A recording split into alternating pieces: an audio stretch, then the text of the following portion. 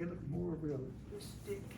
I don't want to mess it up. It's a beautiful, beautiful thing going on here. I'm going to place my y-axis. Something like that, I guess. Okay. Make it look more like a grid. We got the graph, though. What do I think? Beautiful. Which of those on that handout might you think, if I ask you to put something, what might you think would serve as a nice parent graph for this crazy graph? X cubed. Tell me again. X cubed. X cubed. Just a basic X cubed. Where was it? Right there. Now, it's on that handout.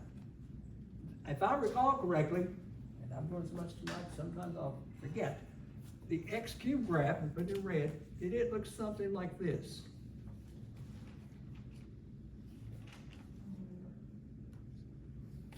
This was from the parent graph. Did the X cubed graph look something like that? True?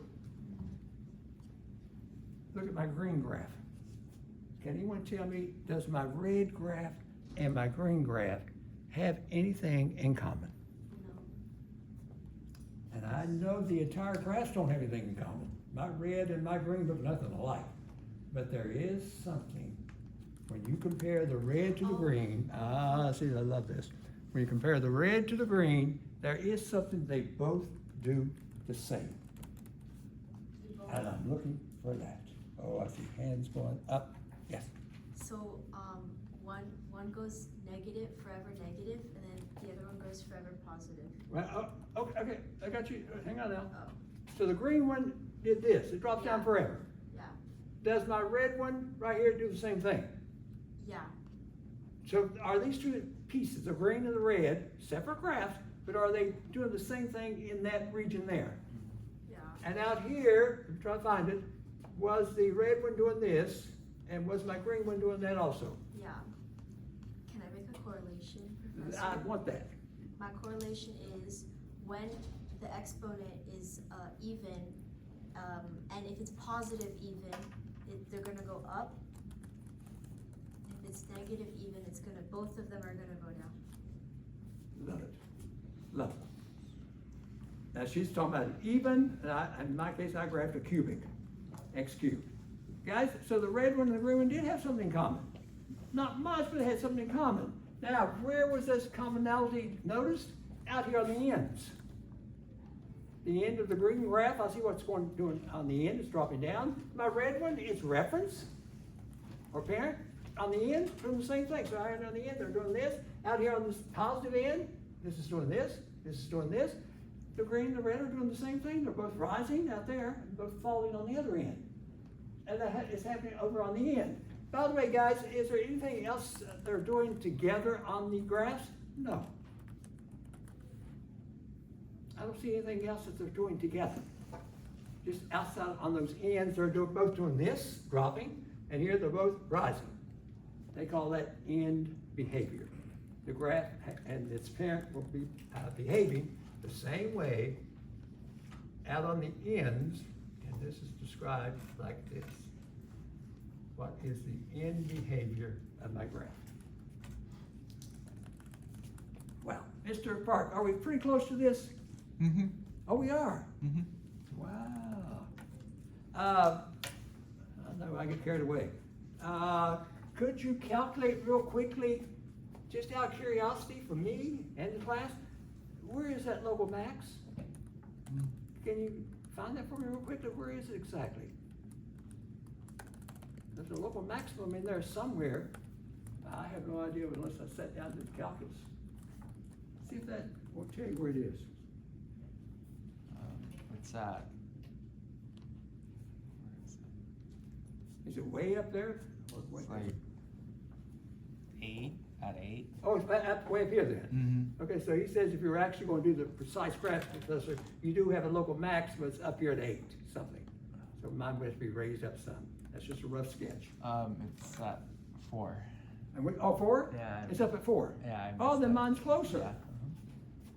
See right here? Yeah. that local max is, they're close to 4, right? Beautiful. So we could actually find it. Now, though, with all that said, here we go. In behavior, now I'm going to introduce calculus. Here we go. For this class, you need to see a little calculus notation.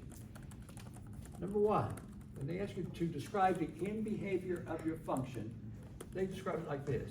Find the limit, and they abbreviate the word limit, L-I-M. It's really L-I-M-I-T, limit. Find the limit of your function. My function was P of X. When the x's approaches. There you go. As X is approaching, look at this, guys, infinity. Negative. Hang on. We'll go through infinity first. So beneath that LIM abbreviated limit, you write X is approaching infinity. They want to know on your graph, as you go out this way, this is the X, this is the X-axis. As you walk this way, and you drag that graph along with you, is it also going up forever, even though you are dragging it out to the left? Is it also rising forever? So what would the answer for this limit be in calculus, the limit of my function here as X gets large? What would you say the final answer might be? Vertical asymptote. No, something else. You're way ahead of me. That's another chapter. What would you say as X gets large? That's what this means. X gets large. My X now stopped at 4. No, I want to go on out and drag that graph, green graph along with me. I want to go out to 1,000, 10,000. What can you describe the graph? Even though I'm way out here, the graph is still doing this. Is it still rising? Is it continually rising? Therefore, you might describe the answer as, what's my graph doing? Infinity, right? Infinity. It's rising through infinity. That's your first limit problem, unless you had a calc course. Now I'd like to find the limit. As X is approaching, here we go, negative infinity of this function. What does that mean? X is approaching negative infinity. I stopped here at -1. No, they said don't stop. Go out to a -50, -100, -1,000. Keep going out this way. But keep in mind, you've got a graph to drag along with you. That green graph is also being dragged along.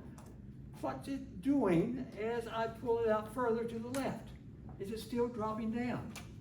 Is it going to continue to drop down? I might describe that as negative infinity. Now go out and impress your friends, your calc friends. Tell them, you doing limits in calculus? Oh yeah, we're doing limits. We're doing limits in pre-calc. Those are my 2 limits right there. And that's described as in behavior. What's my graph doing on the ends? And that's a good way to express in calculus what it's doing on the ends. Now, we're out of time, because this right here is going to be beautiful. Guys, this is going to be much better than absolute values. But we had to do absolute values tonight. It's going to be much better when we finally start making the connections here in chapter 3. Much better than, what else were we doing? Oh, the completion of the square, the vertex, and all that business, which is so tedious. And if you make one little mistake, it throws it off. This is so much better to do it. And then, Wednesday, the green graph is the graph of this function. That's the graph. And we did it with the help of sign analysis. Wednesday, we're going to do it a little bit quicker. We're going to get the graph done a little bit quicker by using something else. But sign analysis will still work. Now, I've got just a few minutes. I'm going to send you an email out to remind you what the quiz covers on Wednesday. You guys read my emails? Yes. Okay, I should send out an email one of these days promising 100 extra credit points if you read this, and have something there for you to identify when you got to class. I'll say identify the 3rd word in the 4th sentence of my email. Oh, that'd be a nice little extra credit problem on the test. Yeah, did you read my last email? Tell me what the 4th word in the third paragraph was. Yeah. And Aiden would say it was polynomial. So I say, Aiden, you just got 100 extra credit points. Just to make sure you read that email. Now guys, here's on your quiz Wednesday. You're gonna have, the big thing you're gonna have is this. And I did one, boy, did I work hard tonight, but I did one through completion of the square. You gotta place a function in vertex form by using completion of the square, and then answer a few questions for me, like I did at the beginning of the class. Now that's gonna take you a good, if you're doing it right, that's gonna take you a good maybe 10, 12 minutes. Just that one problem. And I usually give you maybe 30 minutes to do a quiz. I said, Professor, what else is on there? We'll get some input from you. That's the major thing. Oh, I know what'll be on there. I'll ask you to find the maximum or minimum value of a function without graphing. Okay, max or min without graphing. And I had one, and thank goodness Mr. Parks here to record all this. I did one of those. We use what? Negative b over 2a? You use the formula. No completion of the square. That right there will be your quiz. Now, if I don't see a 10 out of 10 on this, whew, that's the only 2 topics you're responsible for. Yeah.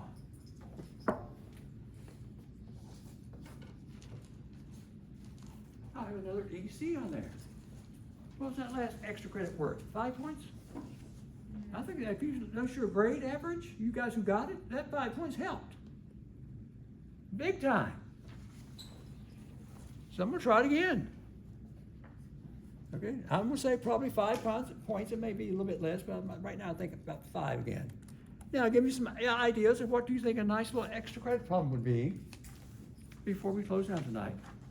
What do you think, Ramsey, could play for a little extra credit? Cause you love that little extra credit on the last one. That was a nice problem.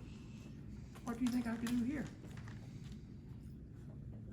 You give you a little bit of extra credit, but still apply to what the quiz covers. Applications. Oh.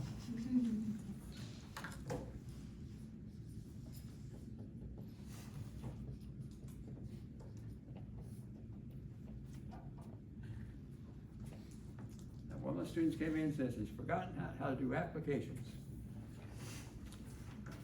The only 2 I've done with you was the fencing problem.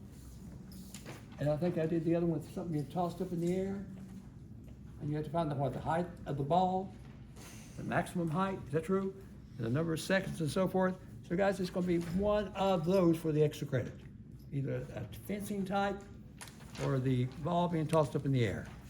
And that will give me a good 10-point quiz with an extra credit. How's that sound? Sounds good. Now, Mr. Park, we did something